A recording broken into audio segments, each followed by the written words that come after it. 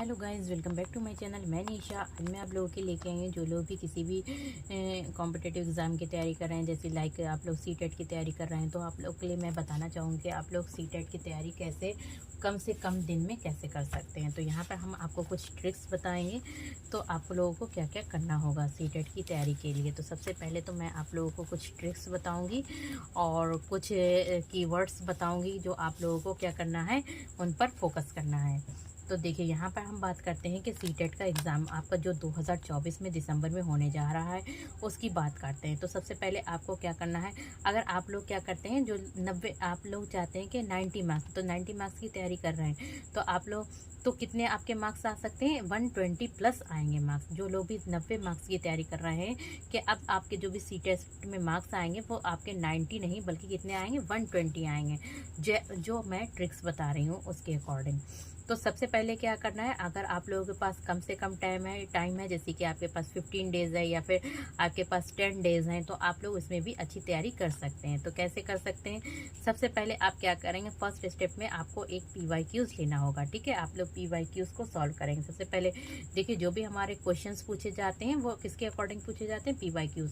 देखिए, जब आप PYQs सॉल्व कर लेते हैं तो इससे आपको ये होता है कि आपने पता चल जाता है कि आपका एग्जामिनर जो है किस टॉपिक से ज़्यादा क्वेश्चंस पूछ रहा है, किस किस क्वेश्चन। देखिए, हर बार के जब आप PYQ सॉल्व करेंगे तो आपको पता चल जाएगा कि इस तरीके से, जैसे कि आपका जीन पियाजे से क्वेश्चंस CDP में ज़्यादा आते हैं, तो जीन पियाजे हैं, लॉरेंस कोलबर्ग हो गए आपके, और आपके कौन हो गए, नैतिक विकास का सिद्धांत जिसने दिया था आपका, तो वाइगॉस्की हो गए। इससे क्वेश्चंस आपके हर बार आते हैं। ठीक है, तो CDP में तो PYQs जब आप सॉल्व करते हैं तो इससे आपको पता चल जाता है कि एग्जामिनर कहाँ से क्वेश्चन पूछ रहा है। इसके बाद आपको क्या करना होगा, एक प्रैक्टिस सेट लेना होगा, वहाँ पे आपको प्रैक्टिस सेट लगाना होगा। क्या लगाना होगा, आपको प्रैक्टिस सेट लगाना होगा PYQ सॉल्व करके। जब आप PYQ सॉल्व कर लेंगे, नीचे आपकी देखिए क्या दे रखी होती है, नीचे आपकी थ्योरी भी दे रखी होती है। तो उसके बाद क्या करेंगे, आप प्रैक्टिस सेट को सॉल्व करेंगे, प्रैक्टिस सेट लगाएंगे। प्रैक्टिस सेट लगाने के बाद आपको देखना होगा कि क्या आपका कितने मार्क्स बन रहे हैं, कि आपके 90 बन रहे हैं, 90 से कम बन रहे हैं, या फिर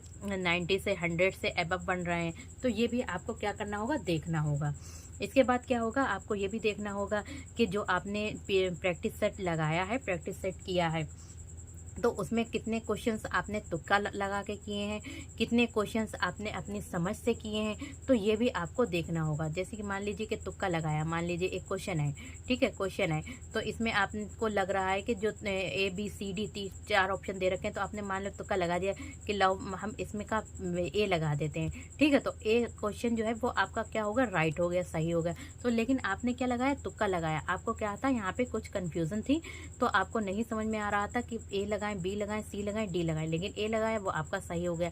तो ये क्वेश्चन भी आपको क्या होगा, देखना होगा कि ये क्वेश्चन जो है वो आपको कैसे, इसमें क्वेश्चन में आपको क्यों डाउट था। तो ये क्वेश्चन भी आपको राइट करना होगा और उस पर भी आपको अच्छी तरीके से उसकी प्रैक्टिस करनी होगी।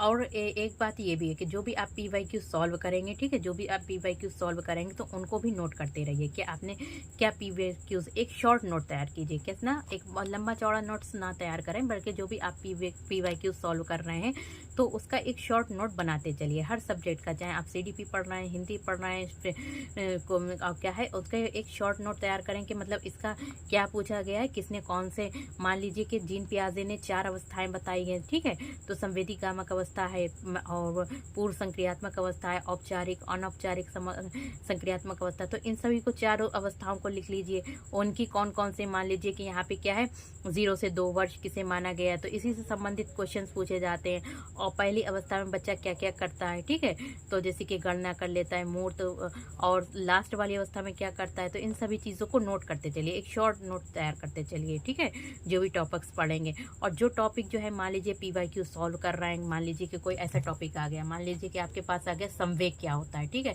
तो आपको नहीं समझ में आ रहा है, तो आप क्या करेंगे, जल्दी से जाकर YouTube पे सर्च करेंगे संवेग क्या होता है और उसके बारे में समझेंगे। फिर आपको जब समझ जाएंगे, जब आप पढ़ेंगे, लिखेंगे, समझेंगे, तो वो जो टॉपिक है वो आपके माइंड में क्या हो जाएगा, सेव हो जाएगा। तो क्या करेंगे आप लोग इस तरीके से अपने नोट्स भी तैयार कर सकते हैं हर सब्जेक्ट के।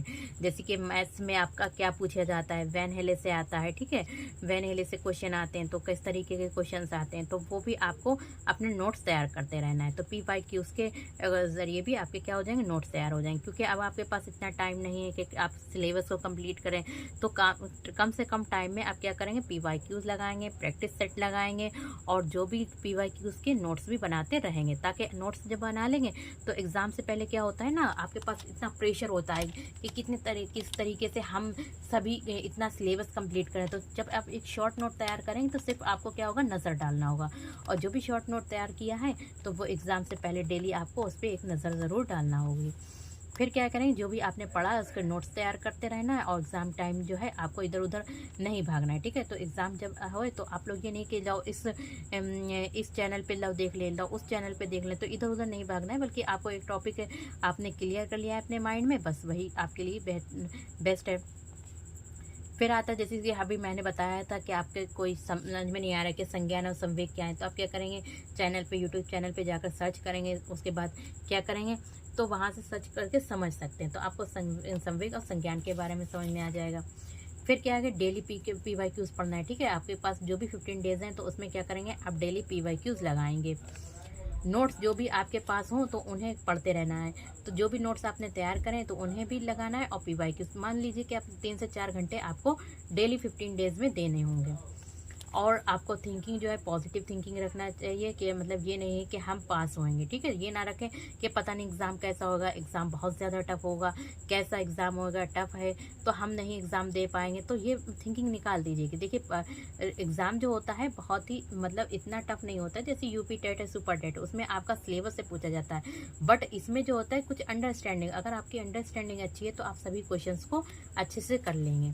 और बच्चे को हमेशा जो है एक क्या मानना है, हमें बच्चे की कभी गलती नहीं मानना है, बच्चे को हमेशा जो है सेंटर में रखना है, और बच्चे के हित में ही जो भी सोचना है बच्चे के हित में सोचना है।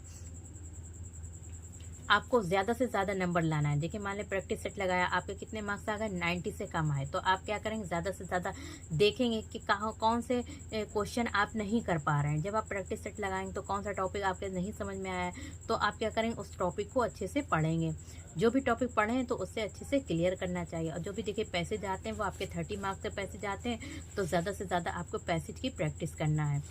आप पेडागोजी के में जो भी बच्चे को जो भी आपका क्वेश्चन सॉल्व करेंगे, बच्चों के हित में सॉल्व करेंगे क्वेश्चंस, ठीक है। इसके साथ ही साथ आप देखिए CDP जो पूछी जाती है तो वो आपकी 30 मार्क्स की CDP होती है, पेपर 1 की बात करें, और EVS आपका 30 मार्क्स का पेपर 1 में पूछा जाता है, हिंदी 30 मार्क्स की पूछी जाती है। तो सबसे पहले देखिए जब भी आप एग्ज़ाम देंगे तो सबसे पहले आप क्या करेंगे, CDP को सॉल्व करेंगे। देखिए CDP जो भी आपने पढ़ा है अच्छे तरीके से कर लिया, उसको सबसे पहले CDP को सॉल्व करेंगे। 30 तो जो भी 30 क्वेश्चन CDP के आपने कर लिए हैं तो उनको 30 गोले जो भी होंगे वो उनको फिल कर लेंगे, ठीक है। ये नहीं कि आप जो भी 150 क्वेश्चन हैं तो उनको पढ़कर ही आप चाहें कि हम सभी पढ़ लें, तो देखिए उसमें फिर हो जाती कन्फ्यूज़न, ऊपर नीचे भी हो जाते हैं। जब एक गोला ऊपर नीचे होता है तो सभी क्वेश्चंस आपके क्या हो जाते हैं, रॉन्ग हो जाते हैं। तो आपको क्या करना है, आपने 30 क्वेश्चंस पढ़े या फिर आपने 10 क्वेश्चंस पढ़ लिए, तो 10 क्वेश्चंस पढ़ने के बाद 10 की जो लाइन होगी तो उसको फिल कर ले लिए, फिर 10 क्वेश्चंस पढ़े, फिर 10 क्वेश्चंस को फिल कर लिए, फिर 10 क्वेश्चन पढ़े, फिर कर लिए। तो सबसे पहले आपको CDP, ठीक है, तो CDP आपकी स्ट्रॉन्ग होगी तो आप CDP को 30 कर लिए। फिर आप क्या करेंगे, EVS को करेंगे, ठीक है। तो EVS करेंगे। इसके बाद देखिए EVS तो आपने NCERT से पढ़ी होगी तो आपको अच्छे से समझ में आ जाएगी, NCERT पढ़ी होगी तो EVS कंप्लीट करेंगे। फिर उसके बाद देखिए हिंदी लैंग्वेज सभी को आती है, तो उसके बाद आप 3rd नंबर पे आप क्या करेंगे, हिंदी लैंग्वेज करेंगे, और 4th पे आप इंग्लिश लैंग्वेज करेंगे, और सबसे लास्ट में क्या करेंगे, मैथ। और मैथ में भी आप क्या करेंगे, सबसे पहले पेडागोजी के क्वेश्चंस करेंगे। हो सकता है आप कंटेंट ना कर पाएँ तो पेडागोजी अंडरस्टैंडिंग पे होती है, उसको समझ के साथ आप पेडागोजी के 15 क्वेश्चंस कंप्लीट कीजिए। उसके बाद ही आप क्या करेंगे, जो भी आपके कंटेंट वाले क्वेश्चंस हैं उनको कंप्लीट करेंगे। और मैं पेडागोजी अगर आप चाहते हैं कि आप लोग ज़्यादा से ज़्यादा अच्छी पेडागोजी करें तो आप लोग को प्रैक्टिस करना होगी, तो प्रैक्टिस करेंगे तो आपकी पेडागोजी भी कंप्लीट हो जाएगी। तो ये रहा आपका 15 डेज़ में आप लोग के 90 नहीं बल्कि 120 मार्क्स ला सकते हैं, अगर इसके अकॉर्डिंग जो भी मैंने आपके लिए ये वीडियो बनाई है तो इसके अकॉर्डिंग चलते हैं। तो वीडियो पसंद आए तो like share subscribe my channel. Thank you, have a nice day. मिलते हैं नेक्स्ट वीडियो में। तो जो भी मैंने किया है बताया है उस पर आप लोग उसको फॉलो कीजिए ताकि नेक्स्ट एग्ज़ाम में आप लोग अच्छे से मार्क्स लाएँ। मिलते हैं नेक्स्ट वीडियो में।